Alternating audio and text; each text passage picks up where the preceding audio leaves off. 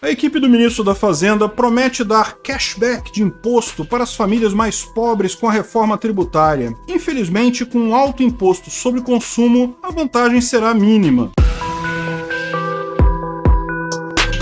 Esse é o Visão Libertária, sua fonte de informações descentralizadas e distribuídas. Uma das propostas mais importantes do governo Lula este ano é a reforma tributária. Desde fevereiro, o secretário extraordinário responsável, Bernardo App, salienta que a reforma irá garantir a redução da sonegação de impostos e incluir o cashback do povo. Esse projeto implica na devolução de parte dos impostos pagos pelos mais pobres. Mas essa lógica é estranha. Afinal, se devolver o dinheiro beneficiará as famílias de baixa renda, então por que cobrar impostos? No entanto, a definição sobre quem seria beneficiado será decidida com a regulamentação da proposta, algo ainda bastante nebuloso nesse momento. Porém, o secretário ressaltou que as pessoas beneficiadas talvez sejam aquelas que estão no cadastro único dos programas sociais do Brasil. De qualquer forma, quem irá decidir será o Congresso. É difícil especular como os deputados resolverão esse impasse, mas o ponto fundamental do cashback é que o imposto será devolvido para as famílias identificadas como de baixa renda, e elas precisarão estar registradas em algum lugar. Esse sistema de devolução de impostos, no entanto, deve ser colocado em prática somente depois de 2025. Haverá duas formas para o repasse do dinheiro. Uma será o valor per capita estimado do imposto a ser devolvido, que terá por base os gastos médios de uma família.